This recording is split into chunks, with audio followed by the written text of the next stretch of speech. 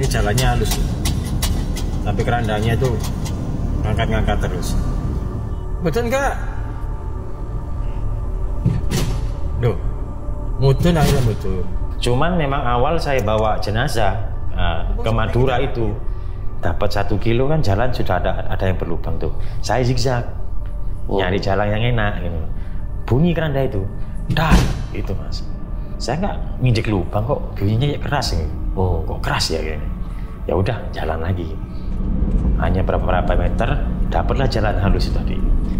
Bunyi lagi dan itu terlihat dari spion. Dar. Saya ngomong, saya ini kerja, jangan diganggu, jangan ikut saya nggak mau diikutin, saya bilang gitu. Ternyata enggak mas, bunyi lagi, tambah banter ini, tambah kenceng suaranya. Kita keluarkan, ternyata di dalam ambulan itu di relnya keranda itu banyak tanah mas. Tanahnya itu kering, nggak ada yang basah, kering semua.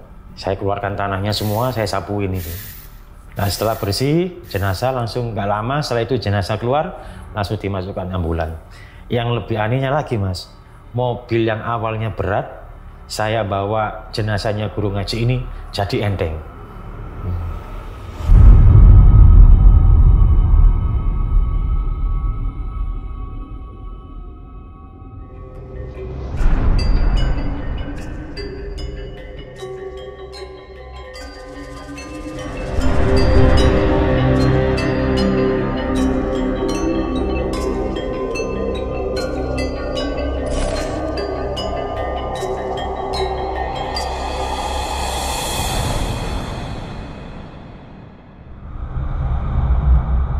Jadi guys, sebelum video podcastnya dimulai, gue minta maaf dulu, sorry ya kalau misalnya nanti suara gue agak hilang-hilang. Gue juga nggak tahu nih kenapa suara gue hilang kayak gini ya.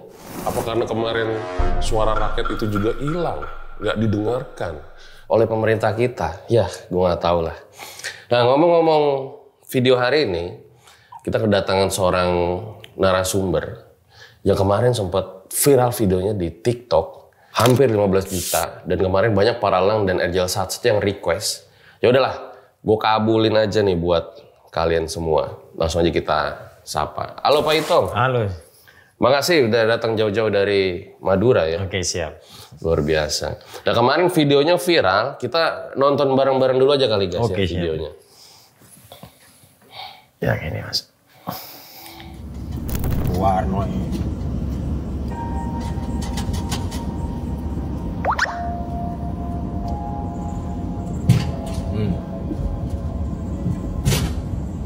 Takon mudun man, ayo mandek tak, mumpung jalan sepi gitu, ayo, mandek ayo. Wis aku mandek ya ayo. Ayo mudun, mudun ayo mumpung jalan sepi iki. Oma kayak jalur nomor gak dikei. Ayo mudun. Mudun gak? Duh. Mudun akhirnya mudun. Luar biasa Ya, ini. siap. Ini kayaknya satu-satunya supir ambulans yang pakai depannya tuh bendera One Piece ya. Iya benar. Luar biasa. Itu benar. Tapi tadi keranda tuh gerak sendiri. Gerak sendiri mas. Itu pengalaman pertama saya selama jadi supir ambulan. Kan ini viral ya. Pasti kan banyak yang nanya, apa itu paling digerakin? Memang banyak yang komentar seperti itu, tapi saya sudah bikin video tutorial untuk ngangkat kerandanya itu tadi. Nanti bisa dilihat di videonya, di teman-teman yang di TikTok, di YouTube juga bisa dilihat. Karena itu keranda bukan keranda yang ringan ya, itu keranda yang full stainless semuanya. Jadi di bawahnya itu ada locknya mas. Jadi lock itu nggak bisa diangkat. Jadi memang bukan. Bapak gerakin sendiri gitu. Ya. Jadi itu bukti untuk bahwa ini bukan settingan. Jadi memang ini kejadian yang saya alami ketika saya pulang ngantar jenazah. Saya dengar juga katanya Pak Itong ini pernah ngangkat jenazah yang kurus, tapi ternyata berat banget pas diangkat. Benar. Jadi ada salah satu jenazah itu orangnya kurus mas. Tapi ngangkatnya itu kayak tumpukan semen banyak gitu. Berat sekali. Bahkan ada yang sebaliknya. Orangnya gemuk, panjang, Tapi ngangkatnya kayak kerupuk, Mas. Oh iya? Saya berdua aja sama teman udah bisa ngangkat. Nggak sampai ngeluarin tenaga banyak-banyak. Tinggal naruh gitu aja. Itu kejadian-kejadian yang aneh seperti itu. Terus katanya pernah juga ada yang sampai bau banget parah gitu jenazahnya. Pernah, Mas. Pernah. Itu kalau nggak salah bapaknya ini supir becak. Supir angkot kalau nggak salah. Supir angkot iya. Supir angkot aja meninggal karena kompilasi. Tidak meninggal yang aneh-aneh, bukan. Kompilasi. Cuman itu ketika saya ditelepon untuk ambil jenazah itu baru setengah jam meninggal. Tapi baunya kayak sudah 1 minggu. Baunya udah kayak 1 minggu. Baunya kayak gimana? Amis, anyir. Pokoknya bau bangkai banget lah gitu. Dan banyak juga terekam suara-suara yang sebenarnya nggak tahu gitu, tapi pas diupload netizen pada komen. Pasti pas saya ngerekam, hanya bikin vlog aja biar teman-teman tuh tahu, ini loh sopir ambulan tuh kerjanya kayak gini, medannya kayak gini, cuman gitu aja tujuan saya. Tapi di dalam video itu terekamlah suara-suara seperti itu. Itu dari komentar-komentar. Cuman waktu saya merekam nggak ada apa-apa. Oke, nanti kita bahas tuh. Siap. Sering juga nganter jenazah guru ngaji, para ulama gitu. Wah, luar biasa. Ditahan dulu ceritanya Pak Itong ya. Siap. Nah buat kalian yang mau ngirim cerita guys, nggak enak buat suara gue. Kalian bisa kirim ke sini, nanti siapa tahu bisa diundang podcast. Ya nggak harus di Pulau Jawa gitu, misalnya di luar Pulau Jawa juga bisa juga. Makanya kirim aja langsung, karena kemarin tuh masih banyak yang DM gue, bang gue mau cerita dong gini. Nah masalahnya kan kalau DM gue mungkin gue kadang nggak baca segala macem. Nah makanya langsung kirim ke sini aja ya, karena nanti akan ada adminnya. Langsung aja kita mulai. Berikut adalah ceritanya.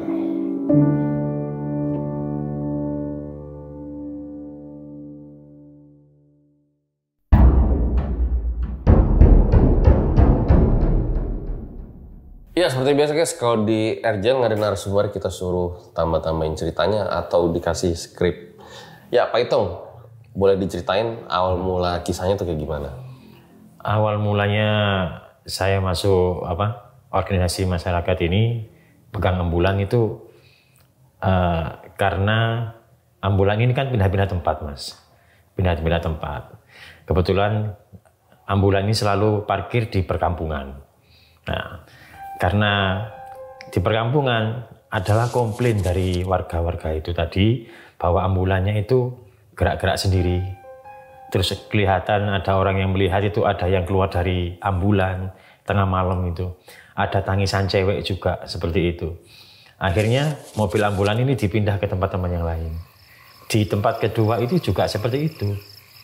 Ada cerita-cerita dari warga yang komplain bahwa ambulan ini sering dengar orang nangis gitu di dalam ambulan. Nah, akhirnya ambulannya dipindahlah di tempat lingkungan yang dekat dengan rumah saya. Karena saya salah satu anggota organisasi massa ini, saya yang diserahi untuk pegang ambulan ini. Mau nggak mau, saya harus mau. Karena pertama memang kewajiban saya untuk mengabdi pada umat. Nah, jadi saya putuskan untuk mau mengambil job ini selain saya jualan pentol. Gitu Mas. Itu yang awalnya seperti itu. Oke. Nah, kejadian pertama kalinya tuh mengalami kejadian di luar Nurul? Yang pertama kali Mas, kalau yang awal-awal itu saya nggak pernah ada kejadian. Awal-awal nggak pernah kejadian. Saya ini orangnya yang realistis ya. Yang nggak percaya dengan seperti itu, hal-hal seperti itu. Jadi saya nggak pernah ngalamin apa-apa yang aneh-aneh gitu. Cuman memang awal saya bawa jenazah ke Madura itu memang ada perasaan merinding, takut itu ada. Karena memang awal saya itu.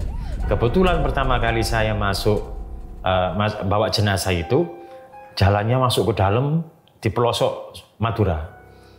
Gitu.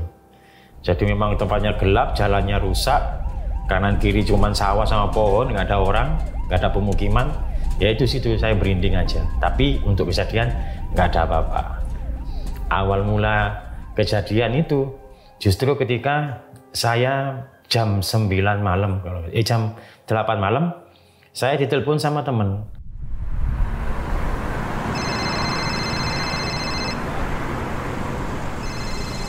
Suruh bawa jenazah rute pendek, Mas. Itu saya waktu jualan. Jualan saya tinggal, saya serahkan ke istri saya ambil jenazah untuk diantar di pemakaman Begirian kalau nggak salah itu. Saya ngantar ke situ. Waktu ngangkat jenazahnya itu, Mas, orangnya kecil, tapi beratnya berat. Kayak ngangkat beberapa sak semen itu ditumpuk jadi satu, kita angkat bareng-bareng. Seperti itu. Nah, ketika kita masukkan, mobil itu berat. Jalannya nggak enak. Sampai di tempat kuburan pun saya sampai menelpon teman saya untuk ngecek mobilnya. Kenapa mobilnya kok berat? Itu saya awal-awal yang belum tahu lah ya, kejadian-kejadian di ambulan itu. Habis itu keranda diambil, dibawalah sama yang ngantar jenazah. Saya nunggu di parkiran. Di parkiran itu cuma ada 2 orang. Saya sama tukang parkir. Kebetulan tukang parkir itu ada di gapura depan, saya sendiri di tengah makam, di dalam mobil ambulan. Saya nyantai sambil nunggu, tiba-tiba kedengaran suara orang laki-laki batuk. Pas di kuping saya itu. Gitu batuknya. Saya noleh. Kursinya kan saya tidurin tuh, kan karena nggak ada. Saya tidurin, langsung bunyi batuk itu. Saya noleh, nggak ada orang. Saya kira tukang parkir. Ternyata tukang parkirnya masih di gapura. Saya cuekin. Habis itu setelah jenazah sudah dimakamkan, keranda sudah dikembalikan, saya pulang jam 9 malam.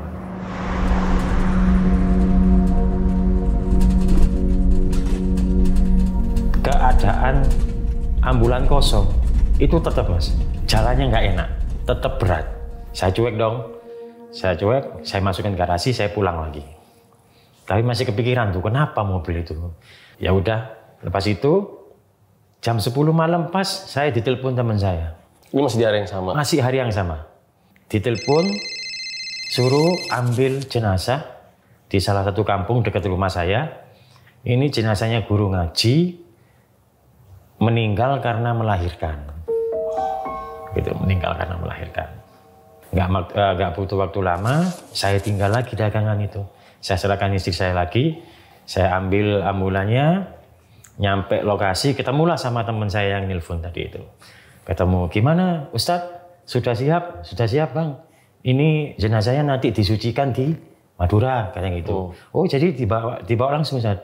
Iya, ini mati karena setelah melahirkan ada kompilasi, dapat 2 hari atau 3 hari itu baru meninggal itu tadi. Jadi meninggalnya di rumah, bukan di rumah sakit. Nah, kita keluarkanlah awal keranda itu tadi. Kan itu kan setelah dipakai yang awal tadi jam 8. Kita keluarkan, ternyata di dalam ambulan itu di relnya keranda itu banyak tanah, Mas. Banyak tanah. Tanahnya itu kering, nggak ada yang basah, kering semua. Nah, saya kaget sama teman. Loh, kok banyak tanah, Ustadz? Saya bilang gitu ke teman saya itu. Loh, kamu gimana yang bawanya tadi? Enggak, kamu cek. Enggak sih, memang saya sudah pakai, tapi nggak ada kotor tadi. Saya bilang gitu. Akhirnya dikeluarkan, udah, kamu bersihkan aja, saya yang bawa kerandanya, kayak teman gitu. Saya bersihkan, saya cek tuh yang dibawa keranda tuh. Ternyata nggak ada tanah nempel di situ. Cuman di rel itu aja, yang numpuk tanah itu. Akhirnya saya dibantu salah satu satpam bank di tempat itu, minta air, saya bersihkan, saya pel. Dibantuin sama satpamnya itu tadi. Kebetulan mungkin Pak Satpam kenal sama guru ngaji itu tadi ya. Jadi dibantuin, saya keluarkan tanahnya semua, saya sapuin itu. Saya sapuin. Nah, setelah bersih, jenazah langsung nggak lama setelah itu jenazah keluar, langsung dimasukkan ambulan. Yang lebih anehnya lagi, Mas, mobil yang awalnya berat, saya bawa jenazahnya guru ngaji ini jadi enteng.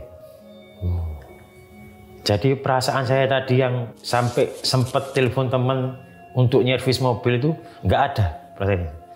Jadi enteng, bener-bener enteng, enak itu mobilnya itu. Jalanlah saya sekitar jam 11. Jam 11 malam.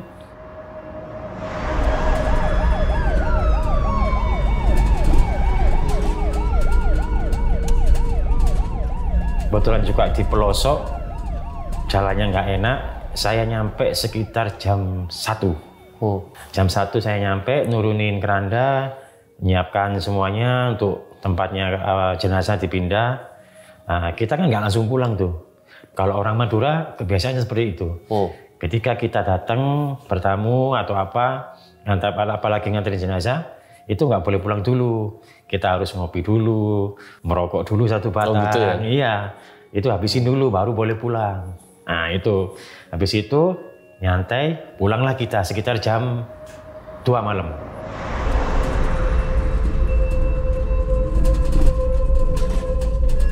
Karena jalannya itu rusak, terus masuk ke pelosok, saya takut nyasar nih, minta kawal sama warga. Alhamdulillahnya ada warga yang mau untuk mengawal. Tapi di mobil ambulans sendiri? Berdua sama teman, sama yang nelfon saya itu tadi. Akhirnya dikawal kita, dikawal. Agak jauh dari perkampungan, itu ada tikungan belok kanan. Nah setelah belok kanan ini semuanya sawah, nggak ada pohon besar. Semuanya sawah, hanya tanaman padi kalau nggak salah itu. Ketika belok kanan, mau belok kanan, dari jauh kita lihat nih, ada cewek, rambutnya segini, basah kuyup, pegang timba, warna putih. Kayak habis mandi gitu mas. Spontan, Ustadz ada cewek Ustadz, saya bilang gitu. Nah teman saya ini nggak ngomong, cuman diem doang. Ketika saya belok gini, dia noleh ke belakang. Itu udah nggak ada. Kamu yakin itu tadi cewek? Kayak gitu ngomong ke saya gitu. Ente lihat nggak? Iya saya lihat, tapi udah nggak ada katanya gitu. Mana ada cewek mandi malam-malam kayak gitu. Oh udah, nggak usah dibahas deh. Nanti kita tanya yang awal kan gitu. Jalan kita agak lama sih mas kalau jalannya itu. Soalnya jalan rusak banget situ. Akhirnya sebelum di jalan raya berhenti kita di kayak pertigaan gitu. Berhenti. Pengawalnya nunjuk, Mas tinggal lurus aja, nanti ketemu jalan aspal kayak gitu. Oh ya, saya tinggal di sini ya, saya sampai sini aja ya. Oke Mas. Nah sebelum dia balik, saya tanya dulu, Mas numpang tanya dong, di sana ada sumur nggak? Saya bilang gitu. Waktu kita belok kanan di sawahan itu, oh nggak ada Mas.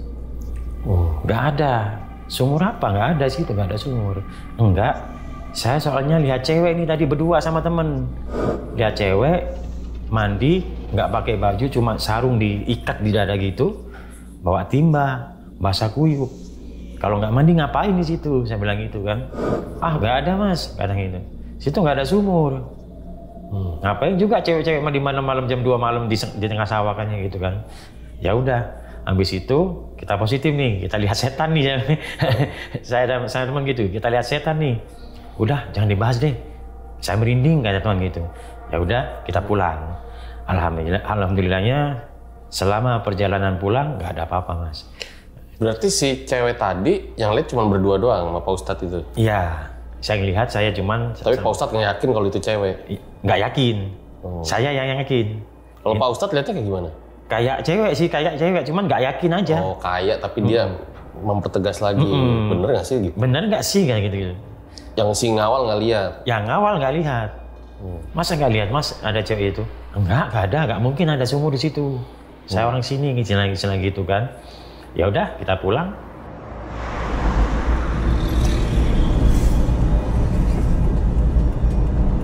Nggak ada apa-apa deh. Nggak ada apa-apa. Alhamdulillah sampai rumah pun selamat. Lalu? Ya. Terus yang paling ngeri sih pengalamannya yang ini, yang cerita keranda ini mas. Oke. Yang keranda ini. Karena kejadian yang sering saya sering ada penampakan atau ada kejadian-kejadian aneh, itu saya bawa temen. Jadi saya memutuskan untuk nggak bawa temen. Biar apa? Biar nggak lihat kayak gitu-gitu lagi. Maksud saya gitu loh. Ketika saya bawa temen kok pasti ada aja gitu loh. Biasanya ada. Ya? Biasanya ada aja. Lihat apa, dengar apa gitu. Justru pas sendiri malah makin ngeri. Justru pas sendiri saya nggak ada apa-apa gitu loh. Oh biasanya sebelum kejadian ini? Sebelum kejadian ini. Okay. Nah, waktu pas kejadian ini tuh awalnya saya ambil jenazahnya di rumah sakit. Sekitar jam setengah 11 saya ditelepon ke salah satu rumah sakit ambil jenazahnya. Saya tanya sama keluarganya, ini kenapa meninggalnya? Oh cuman sakit biasa mas, kompilasi, maklum udah tua katanya gitu. Oh ya saya ambil, wajar tuh nggak ada apa-apa. Biasanya kalau ada yang aneh-aneh gitu, ya itu tadi ambulannya berat, ngadat atau apalah gitu ya. Ini enggak, lancar-lancar aja selama perjalanan gitu. Kita ambil jam setengah 11, jam 12-an kalau nggak salah mas, jam 12 setelah mengurus administrasi semuanya kita berangkat. Berempat, 3 keluarganya yang ikut. Satu di depan, satu di tengah, satu di belakang. Nah, dia bertiga.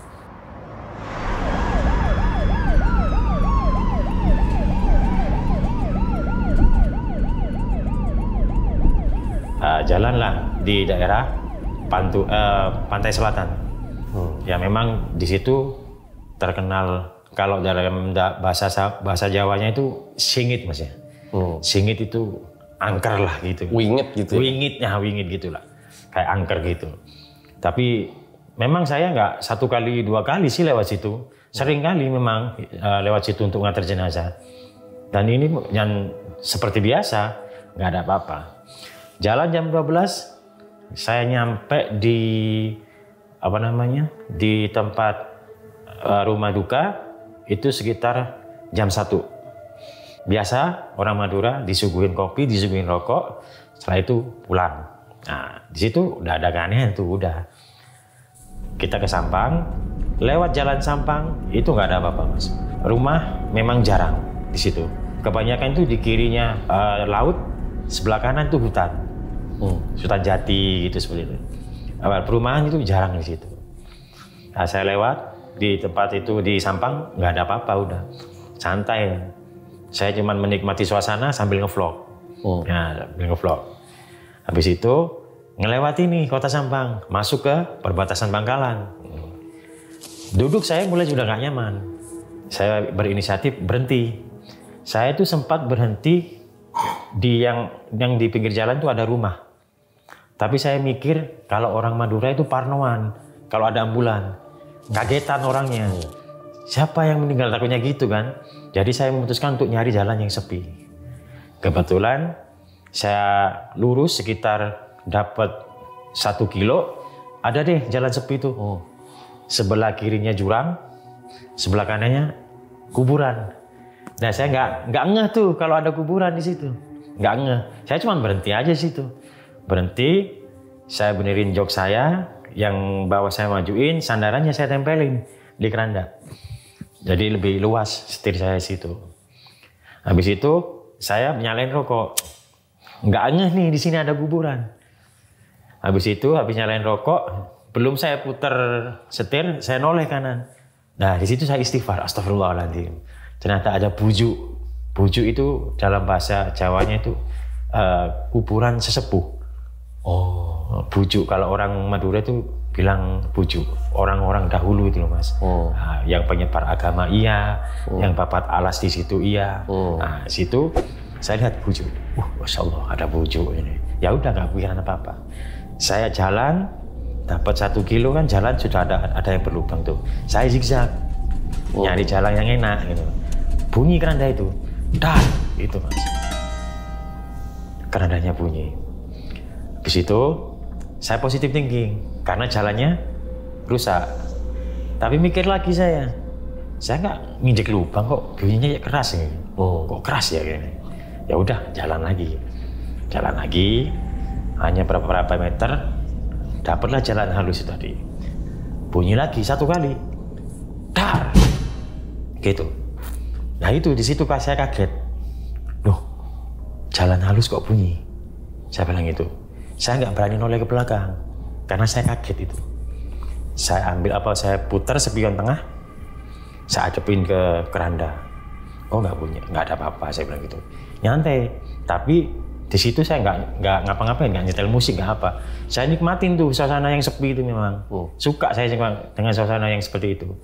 Saya jalan pelan-pelan, hanya 20 km per jam. pelan-pelan saya jalannya sambil ngeliatin spion. Ketika jalan rata itu tadi bunyi lagi Mas, bunyi lagi dan itu terlihat dari spion. Dar. Nah di situ saya kaget, saya berhenti. Saya berhenti di situ, saya baca-baca istighfar. Astagfirullahaladzim, astagfirullahaladzim sambil deg-degan Mas. Deg-degan karena saya nggak pernah mengalami hal-hal seperti itu. Gitu. Kok kepikiran saya akhirnya kepikiran nyari teman. Video call lah saya sama teman. Video call. Kebetulan nyambung salah satu teman. Ada apa bang? Kayak gitu di video call. Jangan matiin ya, saya bilang gitu. Tungguin. Ada apa? Kayak gitu. Tungguin bentar, jangan dimatiin, saya bilang gitu. Apa sih katanya gitu kan? Saya kata teman gitu. Nih di belakang nih, liatin, saya bilang gitu. Dilihatin. Ada apa sih? Kayak gitu. Gak lama setelah itu ngangkat itu, bunyi satu kali. Dar. Teman saya kaget yang video call tadi. Loh, kok gitu bang? Mana itu? Sama siapa kamu? Sendiri. Saya putar kamera tuh. Saya sendiri. Mana? Kok gitu? Katanya gitu. Udah bang, apa? Ngomongin kasar aja biar kabur katanya gitu. Kayak temen itu. Saya udah mendingan nih, udah nggak merinding karena sudah dapat motivasi dari temen itu tadi. Sebenarnya sih takut mas. Sebenarnya takut saya tuh. Nggak ada yang lewat sama sekali kendaraan. Nggak ada kendaraan sama sekali. Saya takut. Akhirnya kebetulan teman saya ini anaknya lagi sakit nih. Jadi dia nggak bisa lama-lama nemenin. Harus ngurusin anaknya yang diare. Ya itu sudah dimatiin. Udah mulai enak nih saya ini. Udah nggak dredeg lagi. Saya jalan lagi. Jadi bunyinya itu nggak seintens pas saya rekam enggak. Bunyi sekali-sekali doang. Nggak kayak yang di video itu. Saya jalan beberapa meter, udah nggak bunyi. Saya santai, pelan-pelan, bunyi lagi mas. Jedar, gitu. Wah ini, saya harus rekam nih. Nah gitu nih, saya harus rekam nih. Tapi sebelum saya rekam tadi, saya ngomong, saya ini kerja, jangan diganggu. Saya bilang gini, saya cuma cari kerja, cari rezeki, jangan diganggu. Kalau kamu mau ngikut, jangan sama saya bilang gitu. Kamu turun deh di sini. Itu belum saya rekam, Mas. Belum saya rekam. Kamu turun di sini. Jangan ikut saya. Saya nggak mau diikutin, saya bilang gitu ke keranda itu tadi. Saya ajak ngobrol seperti itu. Habis itu berhentilah suaranya, nggak ada apa-apa. Berhenti. Oh, udah selesai, saya bilang gitu kan. Ternyata enggak, Mas. Bunyi lagi, tambah banter gitu, tambah kenceng suaranya, dar gitu. Oh udah deh, saya rekam aja. Dari pikiran saya, biar saya nggak nanti saya share ke teman-teman yang di grup itu, biar nggak takut sendirian saya rekam deh gitu. Takon mudun man, ayo mandek tak, ngumpul jalan sepi gitu, ayo mandek ayo. Yes aku mandek ya ayo. Mudun ayo mumpung jalan sepi iki. Oma kae jaluk nomor gak dikei. Ayo mudun. Mudun gak? Sampai saya matikan HP itu tetap bunyi. Tetap bunyi sepanjang perjalanan itu. Dan saya nggak berani untuk kenceng di atas 20. Karena saya takutnya lebih kaget lagi kalau ada apa-apa di jalan. Karena di samping saya itu laut, di kiri, sebelah kanannya hutan. Ya, persepsi saya mungkin dari makam yang saya berhenti tadi itu mas, mungkin saya buat kesalahan atau apa gitu, yang saya nggak sadari. Makanya ada kejadian seperti itu. Setelah itu saya lanjutkan perjalanan, tetap itu keranda tetap bunyi mas. Sekitar 3 kilo lebih lah keranda itu, tapi nggak seintens waktu saya rekam. Terus saya istighfar aja itu, istighfar, dan saya mau telepon lagi teman-teman, udah tengah malam itu, sudah mau 2:30 kalau nggak salah itu, 2:30. Sebelum perbatasan Kuanyar itu ada pom bensin. Nah disitulah keranda berhenti berbunyi. Jadi setelah saya berhenti itu sekitar jarak antara 3-4 km itu masih bunyi terus. Dan itu saya cuma benar-benar menahan diri untuk nggak kaget. Memang saya bahasa Jawanya tatak no istilah gitu. Saya berani-beraniin lah gini. Setelah dapat suntikan dari teman-teman seperti itu. Yaitu akhirnya sampai ke rumah saya tungguin tuh keranda itu. Bunyi lagi enggak di garasi itu. Itu kita garasinya di sebuah masjid, tapi masuk ke dalam ada lahan kosong seperti itu. Tempatnya gelap juga. Saya tungguin tuh setengah jam di situ. Alhamdulillah nggak ada apa-apa.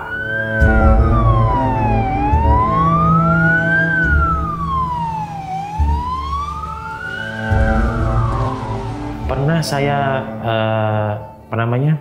ngantar jenazah dan pertama kali saya rasakan itu hidup mati sampai 3 kali.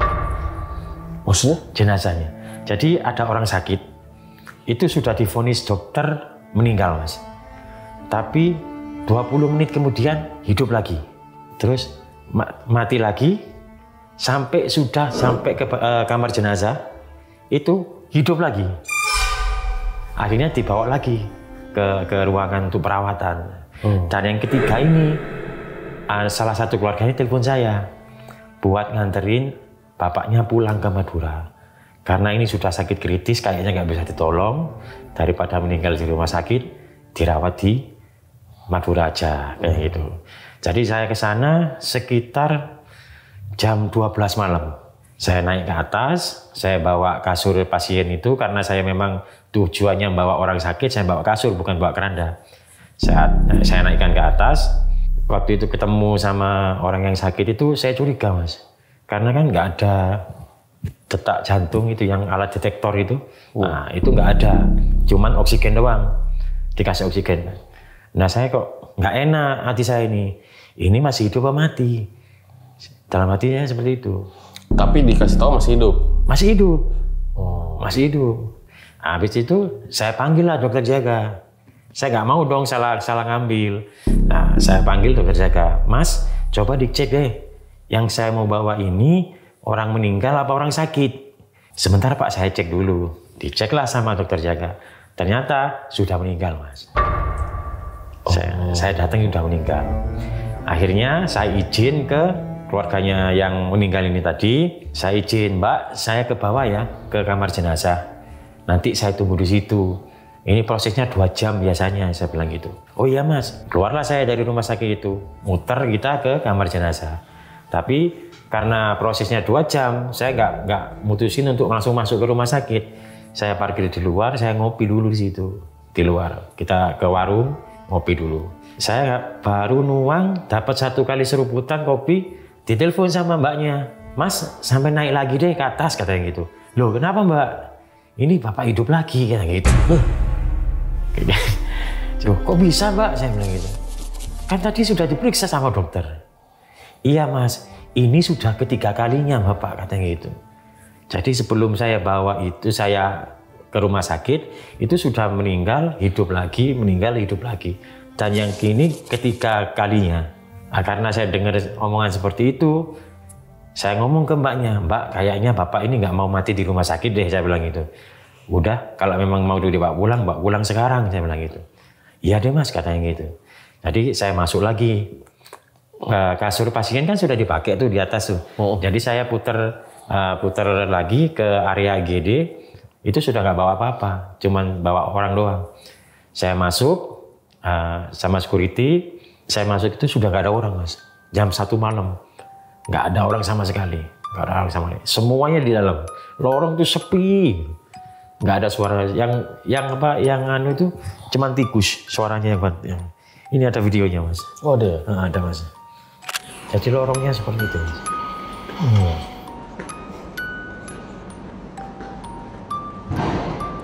Nah itu ada suara benturan kasur.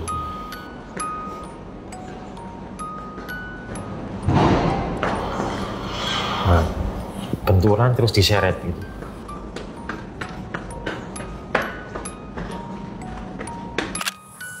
Jadi ada suara di belakang persis? Ya, di belakang. Bukan dari kamar? Bukan. Di belakang saya persis ada yang dorong kasur pasien itu, duar terus diseret, seret gitu. Ya itu yang bikin. Akhirnya saya kabur ke atas, ambil orang yang sakit itu tadi. Saya ambil orang sakit, saya pasang oksigennya, saya bawa pulang. Dalam perjalanan pulang, alhamdulillah nggak ada masalah, nggak ada apa-apa, nggak ada kendala. Cuman ya itu tadi, perkiraan saya, bapak yang saya bawa ini kayaknya sudah meninggal. Kayaknya sudah meninggal. Sampai rumah loh mas, nyampe rumah itu sudah dalam keadaan meninggal. Taunya? Feeling saya aja gitu, karena dari awal saya feelingnya kan sudah meninggal tuh bapak. Sudah diperiksa sama dokter juga, meninggal. Tapi 15 menit berikutnya ditelepon hidup lagi. Akhirnya saya ngomong ke pihak keluarga, besok pagi tolong dicarikan mantri. Kalau menurut saya ini bapak udah meninggal. Terus sulit periksa. Sebelum subuh saya ditelepon sama anaknya, bapaknya memang udah meninggal. Kebetulan oksigen yang dipakai itu kan oksigen saya pinjemin oksigen. Jadi sekalian orangnya mau kembalikan oksigennya gitu. Akhirnya saya ngambil oksigennya ke Madura. Diceritain nggak itu bapaknya dulu profesi sebagai apa gitu? Oh, tukang becak biasa. Tukang becak biasa. Jadi tiap harinya ya ngaji-ngaji beliaunya itu. Ngaji-ngaji biasa. Di kampung itu sering ngaji ikut taklim. Itu sama majelisnya seorang kiai, seorang habib itu dia sering ikut. Itu. Kebetulan yang nelpon saya juga seorang habib ya, salah satu tokoh di situ yang minta tolong untuk ngambil ini orang untuk dipulangkan ke Madura. Gitu mas. Ada lagi pengalaman yang kerekam sama kamera? Sama kamera itu kalau sosok nggak ada sih mas. Cuman suara-suara sering itu. Kayak gimana tuh, ada videonya? Ada mas. Suara cewek nangis gitu. Cuman saya selama merekam tidak dengar apa-apa. Nggak dengar apa-apa. Setelah proses upload itu banyak yang komentar, kok ada suaranya orang nangis bang. Baru kayak gitu ya? Gitu. Kayak ini mas. Jam 1.44 Soko Benah Tlenger Sampang. Habis pulang. Lihat medannya guys. Tuh. Ini apa guys? Makaman ini guys. Tuh. Aduh,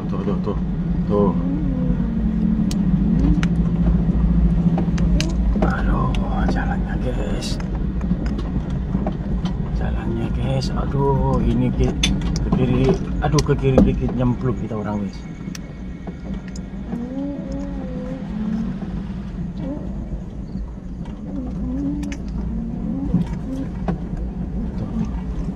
Suara apa itu tadi ya? Mungkin boleh diceritain dulu mas. Iya. Ceritanya gimana mas? Kalau ini memang saya jalan itu jam 2 ya, karena saya lagi tadi ya. Jam 2, sekitar jam 2. Itu saya ambil jenazahnya di rumah warga, bukan di rumah sakit. Itu memang tengah malam saya berangkatnya itu, tengah malam. Jalannya itu kebetulan pelosok mas. Tapi jalan masuknya lumayan enak. Pas masuk ke dalam kampungnya itu yang agak, apa namanya, kayak jalan pegunungan. Di Tlenger itu memang dataran tinggi kayak pegunungan gitu.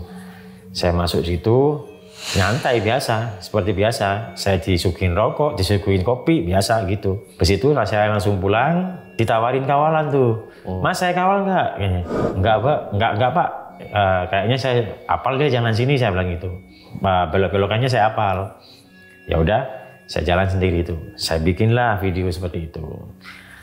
Waktu merekam ya nggak ada satu suara pun yang dengar mas. Yang terdengar itu nggak ada. Oh gitu? Nggak ada. Saya merekam tuh nggak ada suara yang kayak perempuan nangis, nggak ada. Saya cuma merekam aja. Saya bikin vlog memperlihatkan suasana malam itu tadi, jalan yang sempit, jauh dari perumahan. Itu tujuannya saya gitu toh. Cuman memperlihatkan jalan yang serem gitu lah istilahnya, gelap. Yang ini saya nggak tahu apa-apa. Justru yang komentar-komentar itu suara apa ya gitu. Kok ada orang yang nangis ya gitu. Kayak gitu. Kok kayak ada cewek-cewek nangis di dalam. Saya nggak tahu. Habis itu setelah komentar itu baru saya putar lagi itu. Oh ternyata benar ada suara. Tapi selama proses perekaman saya nggak dengar apa-apa. Itu memang jalannya pelosok mas. Naik gunung gitu. Jalannya itu. sepi banget, jauh. Kampung satu sama kampung lain tuh bedanya sama sawah, luas gitu. Tapi nggak ada musang itu, bukan suara musang? Nggak ada mas, walaupun musang nggak kedengeran dari depan mas. Oh, dari luar. Iya, Pak Ito nggak denger. Nggak kedengeran. Kalau ada musang pun kedengeran gitu loh. Ini nggak kedengeran sama sekali. Jadi saya itu jalan seperti biasa. Cuman perasaan untuk merinding sih masih ada tetap gitu. Apa lagi pengalaman yang pengen ceritain? Ya, kalau yang suara nangis ini ada 2 di video mas. Ada 2 di video. Yang satu di daerah yang saya lewatin keranda gerak itu tadi, itu juga ada suara nangis. Sama, saya bawa jenazah, bukan jenazah yang aneh-aneh, orang sakit biasa di rumah. Saya bawa sama 3 keluarganya juga. Dan itu pas perjalanan, baru di tengah sawah-sawah itu ada suara orang nangis juga. Yang ini videonya mas.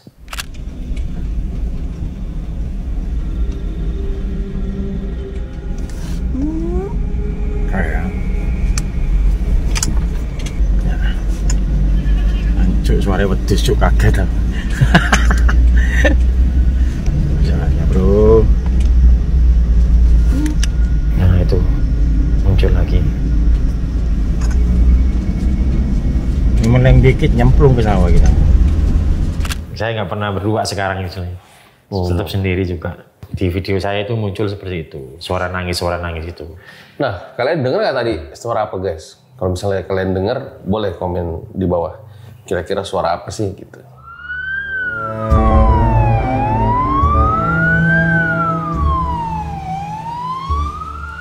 Ada juga mas, ini yang sebenarnya yang paling ngeri ini kalau saya. Selain yang tadi ya? Selain yang keranda itu tadi, ini yang paling ngeri. Saya ini pernah ambil jenazah seorang perantauan. Perantauan dari Madura, perantauan. Nggak punya sanak famili, nggak punya anak di sini, nggak punya suami. Dia merantau di sini jualan, kalau nggak salah jualan es atau apa gitu. Ketika dia sakit, yang ngurus semuanya Pak RT. Yang ngurus semuanya Pak RT. Sampai beliau pun meninggal, yang ngurus semuanya Pak RT. Ketika saya ditelepon sama Pak RT, saya berangkat itu sekitar jam 10 malam. Saya datang ke Pak RT untuk diantar ke rumah sakit, ngambil jenazahnya bareng-bareng. Terus saya tanya tuh sama Pak RT, keluarganya mana Pak RT? Nggak ada mas, ini orang perantauan. Loh nggak ada gimana? Terus yang ikut saya siapa yang di ambulan? Saya sendirian itu posisi saya. Ya nggak ada mas, soalnya ini orang perantauan, di sini nggak ada keluarganya. Semua yang ngurus administrasi rumah sakit sampai kematiannya itu saya. Katanya gitu Pak RT gitu. Terus saya mau bawa ke Madura, hubungin siapa Pak RT? Kebetulan ada ponakannya. Nah, keponakannya ini nggak bisa datang ke Surabaya karena kebetulan benturan dengan istrinya yang mau melahirkan. Istrinya melahirkan, jadi nggak bisa ditinggal istrinya. Jadi pasrah ke Pak RT, bagaimana caranya jenazahnya bawa pulang. Nah, karena saya sendirian, saya ambil, saya bawa pulang dulu jenazahnya. Saya manggil teman saya untuk ikut. Jadi jenazah itu dari rumah sakit nggak saya bawa ke Madura mas. Saya bawa pulang dulu, jemput temen. Saya ajak, jalanlah kita. Daerah Sampang itu juga masih Pasar Omben, masih ke sana, masih jauh. Daerah Telengir, masuk daerah Telengir juga. Itu di pelosok juga, jalannya sih enak mas. Cuman nggak ada pemukiman. Nah di situ GPS kan dikasih ponakan tuh. Nah, dari Pak RT, diteruskan dari HP-nya Pak RT. Saya lihat GPS, berhentinya pas di titik itu di tengah sawah mas. Di situ nggak ada orang, nggak ada kendaraan. Nggak ada orang, nggak ada kendaraan sama sekali yang lewat. Karena itu jam 1 lebih lah. Jam 1 sudah tengah malam, udah menjelang pagi. Saya berhenti di situ karena sudah titiknya. Saya nanya ke teman saya, gimana Ustadz? Titiknya udah benar apa belum? Sudah ini titiknya di sini, benar. Ya udah telepon aja deh dulu deh, ponakannya saya bilang gitu. Akhirnya ditelepon sama teman saya itu, ditelepon nggak nyambung mas, lama gitu. Ternyata memang itu istrinya melahirkan. Jadi dia sibuk sama itu. Sedangkan kita kesasar sama GPS. Jadi lama, hampir setengah jam lah pokoknya itu. Saya hampir setengah jam. Iseng lah saya merekam di situ. Teleponnya terus saya bilang gitu. Alhamdulillahnya nyambung akhirnya. Setengah jam itu akhirnya nyambung. Kita ngomong, kita ini sudah di titik jemput mas. Sudah di titik pengantaran. Tapi ini berhentinya kok di tengah sawah, kayak gitu. Bapak berada di mana? Kata ponakannya gitu. Kasih ancer-ancer Pak, biar saya jemput. Gitu. Ya kita nggak punya ancer-ancer Mas. Semuanya sawah jalan gelap. Nggak punya ancer-ancer. Bingung kita. Iya. Nah, ketika itu saya merekam tuh. Saya rekam.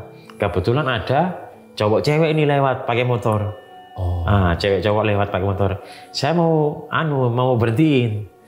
Tapi ya itu tadi orang Madura kan parno, kebanyakan parno sama ambulan. Apalagi lampu yang di dalam tuh saya terangin. Kelihatan tuh keranda jenazah di dalam itu. Ngibrit Mas, nggak berani berhenti. Padahal tujuan saya itu nanya, gitu loh. Mau nanya alamat ini di mana, desa ini di mana. Tapi dia malah kabur. Akhirnya ditelepon, alhamdulillah bisa tuh. Bisa, kita kirim Sherlock ke ponakannya. Dikirim Sherlock, ya udah Pak, ditunggu di situ. Rekamlah saya. Sambil teman saya nelpon, saya merekam. Saya nggak lihat apa-apa itu pertama. Ya santai aja merekam kayak biasanya, bikin konten gitu. Ternyata pas saya pulang jam setengah 3 pagi, nanggung nih Mas, saya mau tidur. Bentar lagi subuh. Ya nunggulah sholat subuh. Sambil ngeliatin video hasil rekaman tadi. Ketika hasil rekaman tadi, kok ada sekelebat kayak pocong Mas. Tapi saya ragu, ini mungkin pohon.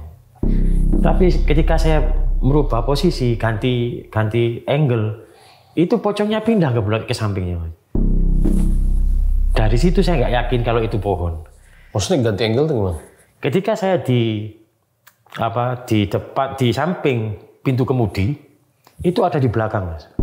Kelihatan dari ke belakang. Agak jauh. Ketika saya pindah ke belakang mobil, itu di depan saya gini. Kelihatan rekamannya di depan saya gitu. Jadi saya mikir positif itu nggak bisa. Mikir positif nggak bisa. Ini ada videonya Mas.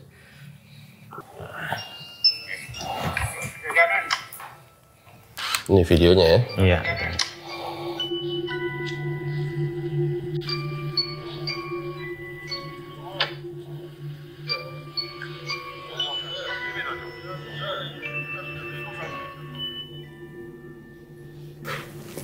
Oh, ini ya. Iya.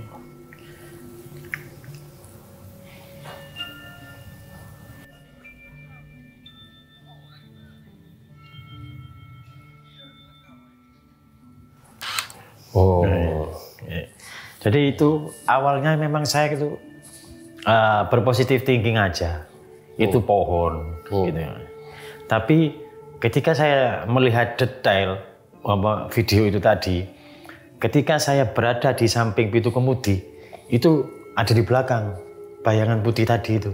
Berada di belakang. Tapi ketika saya pindah ke belakang, dia juga pindah berada di sampingnya mobil tadi. Waktu editing saya tunjukkan sama teman saya, Ustadz ini ada gini. Dia kaget, jangan nakut-nakutin kayak gitu. Bukan nakut-nakutin, hasilnya kayak gini, saya bilang gitu. Ternyata itu memang mirip sekali seperti pocong. Mirip, matanya merah, menyala gitu kan Mas. Itu di dalam gambar itu ada mata merah. Cuma saya cuma positif thinking aja. Nggak Lain cerita sama waktu saya yang di nganter jenazah orang Bojonegoro Mas. Orang Bojonegoro. Sekitar jam 10 malam saya bawa jenazah dari rumah sakit ke Bojonegoro. Kebetulan yang meninggal itu laki-laki, saya didampingi 2 keluarganya yang di Surabaya. Kita antarlah ke situ. Kebetulan nggak jauh-jauh amat Bojonegoronya, nggak sampai masuk ke pelosok di kota. Itu. Pas ketika saya nganter, pulangnya ini Mas. Pulangnya seperti biasa saya santai, apalagi di suasana kota, nggak ada yang nuansa merinding-merinding seperti itu. Tapi ketika saya ngonten, saya sambil nyanyi-nyanyi, kebetulan saya suka lagu India, saya nyanyi-nyanyi lagu India, saya rekam gitu. Pas saya editing, kan itu posisi gelap tuh di dalam. Saya kok lihat ada pergerakan di mobil itu, kok kayak ada sesuatu. Saya terangin lah, saya tambah pencahayaannya, saya edit.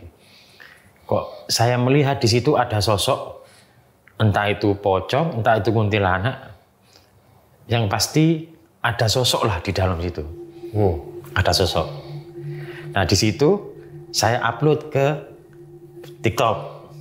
Saya upload TikTok, tapi bukan yang saya edit untuk diterangin. Saya ambil gambar yang asli, saya upload, saya kasih tanda panah di situ, biar yang nonton itu penasaran.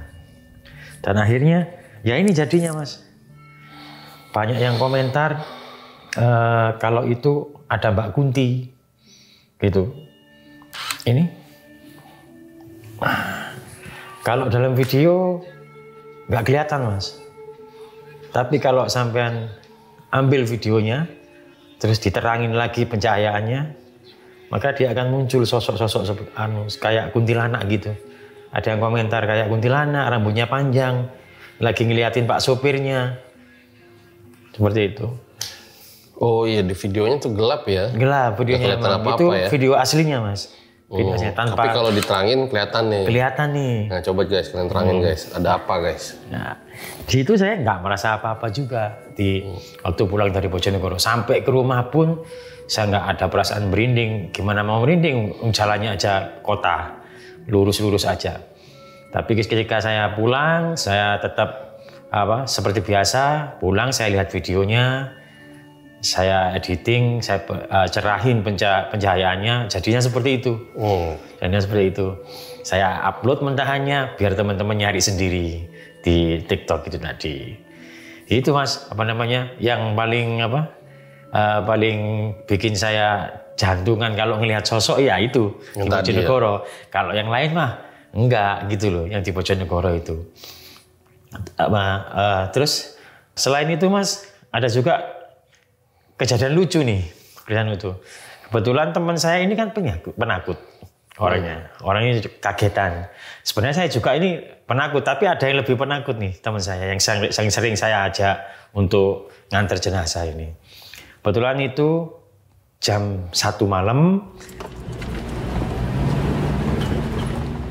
saya lewat jalan memang itu sepi sekali, nggak ada sekali. Jarak 5 km lah, nggak ada rumah, nggak ada perumahan sama sekali. Itu semuanya sawah. Kebetulan saya lihat itu ada, kalau saya sih yakin itu kresek, tas kresek putih yang ditali, yang diikat di pohon. Diikat di pohon, kalau nggak salah pohon singkong kalau nggak salah. Pohon singkong di pinggir jalan itu. Saya tahu itu kantong kresek, tapi saya nakut-nakutin teman saya. Tuh, lihat tuh putih-putih itu, saya bilang gitu. Dia cuman senyum aja, nggak respon, biasa aja gitu. Karena dia juga tahu kalau itu kantong kresek. Tapi pas kita mendekat Mas, itu, tiba-tiba itu loncat. Kantong kresek itu loncat. Dan seketika itu kami berdua ini kaget, langsung teriak. Tapi agak tertawa, karena awalnya kita memang lihat kantong kresek, gitu loh. Kantong kresek, jalan nggak ada orang lewat sama sekali. Sepi sekali situ Mas. Jadi kalau dipikir-pikir ya, kalau itu pocong beneran, ya udah kita mesti kabur. Masih kabur itu. Oke. Di organisasi masyarakat sendiri itu, jadi memang ada ininya juga ya, kegiatan kayak nganter jenazah. Gitu. Iya benar Mas. Kebetulan organisasi kita itu bergerak di bidang sosial juga kebanyakan. Kita sering menyantuni janda-janda yatim, janda-janda anak-anak yatim. Terus kita bikin pengobatan gratis untuk masyarakat sekitar. Kita milih salah satu masjid, nanti jamaahnya kita kasih pengobatan gratis, itu baik itu bekam, terapi lintah, terapi listrik, seperti itu kita kasih fasilitas. Bekerja sama terapis-terapis yang sudah kita kenal dan bekerja sama dengan pihak takmir masjid. Itu. Kadang kita juga ngajak ngaji teman-teman, kita bikin ngaji keliling ke rumah-rumah teman, ngajak warga juga sekitar itu ngaji juga plus tahlil, kirim doa untuk orang-orang yang sudah meninggal di atas kita, ayah, ibu, kakek, nenek, semuanya kita seperti itu. Kenapa sih nggak milih dagang aja gitu? Udah fokus aja dagang, nggak supir ambulan aja. Kalau saya lebih ke panggilan hati, Mas. Panggilan hati. Panggilan hati, Mas. Karena menurut saya itu, saya ini memang awalnya memang bukan orang yang percaya dengan hal-hal yang mistis seperti itu. Saya tuh nggak percaya sama sekali. Jadi ketika saya ditawari supir ambulan, yang saya pikirkan hanyalah ngabdi kepada umat. Karena kata Rasulullah itu orang yang paling mulia itu orang yang paling bermanfaat bagi orang lain. Kan seperti itu. Jadi saya memposisikan saya harus bermanfaat buat orang lain. Kebetulan ambulan kita yang sering dipakai sama masyarakat ini karena orang itu kadang orang tidak mampu, Mas, untuk bayar ambulan di rumah sakit. Kita yang datang buka untuk istilahnya kayak pernah saya juga di Lumajang itu ada orang nggak mampu yang ngurus RT semua, ya kita mintain gimana Pak RT kalau bensinnya diganti. Alhamdulillah ganti bensin itu nggak pakai apa-apa lagi, Pak RT yang semua yang handle. Jadi seperti itu kita lebih meringankan. Tapi kalau memang ada orang yang memang benar-benar nggak mampu, kita free, kita bisa free kan, mau kemana aja. Oke, jadi lebih kayak gitu ya. Nah, kalau mobilnya sendiri emang udah lama? Mobilnya alhamdulillah belum 5 tahun sih, Mas. Belum 5 tahun. Jadi ceritanya mobil ambulan itu hasil patungan dari umat. Kita patungan, donasi, buka donasi. Kebetulan dapat sekitar 60 juta lebih lah. 60 juta lebih. Kedengeran nih sama salah satu donatur. Ente butuh ambulan, katanya gini. Iya, kita memang lagi donasi ambulan. Ya udah, dapat berapa donasinya? Dapat 60 juta. Nah, kita ngomong gitu. Ya udah, separuh bawa sini, saya belikan. Diambillah separuh uang itu tadi, yang donasi, separuhnya suruh kita pegang. Dibelikan 1 unit baru, Mas. Baru, bener-bener baru. Kita temen juga yang datang sama donatur untuk suruh milih mobil yang mana. Akhirnya milihnya itu salah satu mobil yang umum dipakai ambulan. Kita ambil itu di karoseri. Jadi dijadikan surat-suratnya semuanya resmi ambulan, Mas. Jadi bukan ambulan kaleng-kaleng yang hanya ada tulisan ambulan aja, tapi surat-suratnya semuanya resmi ambulan. Begitu. Luar biasa. Oke, makasih Pak Itong ya udah datang jauh-jauh dari Surabaya, Madura juga ke RJL ya. Sehat-sehat, sukses selalu Pak Itong. Siap, terima kasih. Itu dia guys, akhir dari episode ini kayaknya harus diakhirin karena suara gue makin hilang. Dan ngomong-ngomong tentang suara ya, di mobil ambulans dengan banyak kejadian, jikalau dinding-dinding di ambulans itu bisa bersuara, mungkin dia akan menyuarakannya tentang setiap kejadian yang berbeda yang pernah terjadi di mobil ambulans. Gue Fajar Ditya, RJ5 undur diri. Ciao.